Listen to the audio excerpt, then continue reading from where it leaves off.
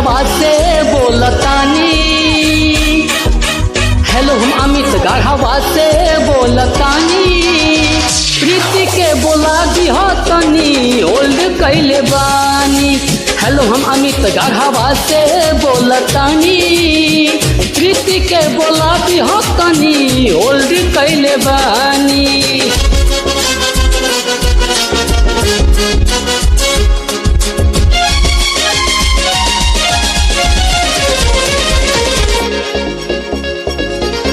सुना बतिया से पेट नहीं भरी एक बोई चढ़ल जवानी में। तोहरा पलम बिना नींद न आवे, तोहरा पलम बिना नींद न आवे। लगे अगिया लगा देबू पानी में, हो लगे अगिया लगा देबू पानी में। तोहरा पलम बिना नींद न आवे, लगे अगिया लगा देबू पानी में, हो लगे अगिया लगा देबू पानी में। आपके द्वारा डायल किया गया नंबर गलत है, कृपया जांच लें।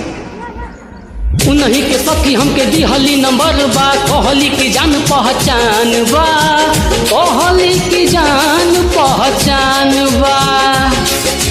रोज रोज भेंट हमर उनका से होत बाटे। बगल में उनके मकान बा, बगल में उनके मकान बा। आपके द्वारा डायल किया गया नंबर व्यस्त है, कृपया दोबारा डायल करें। Thank you. काहे रउआ हमारा के तंग करतानी। अरे काहे रउआ हमारा के तंग करतानी। प्रीति के बोला दिह तनी ओल्ड कैले बानी। प्रीति के बोला दिह तनी ओल्ड कैले बानी।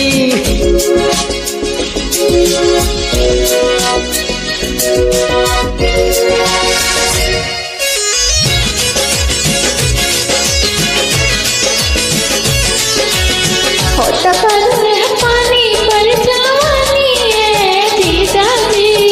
हो तो करूँ पानी पर जवानी है जीजा जी।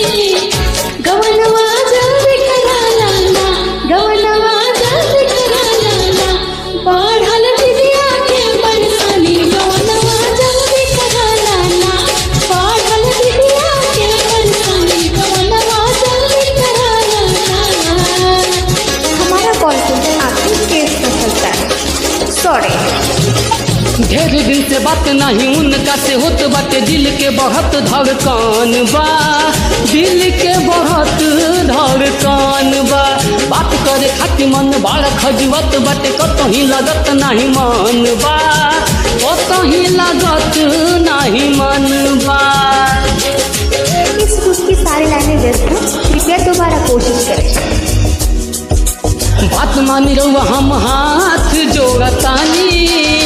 प्रीति के बोला दिह तनी ओल्ड कैले बानी। प्रीति के बोला दिह तनी ओल्ड कैले बानी। हेलो हम अमित गढ़वा से बोलतानी। प्रीति के बोला दिह तनी ओल्ड कैले बानी। प्रीति के बोला दिह तनी ओल्ड कैले बानी। आपका कॉल डिस्कनेक्ट किया जाता है। कॉल करने के लिए थैंक यू।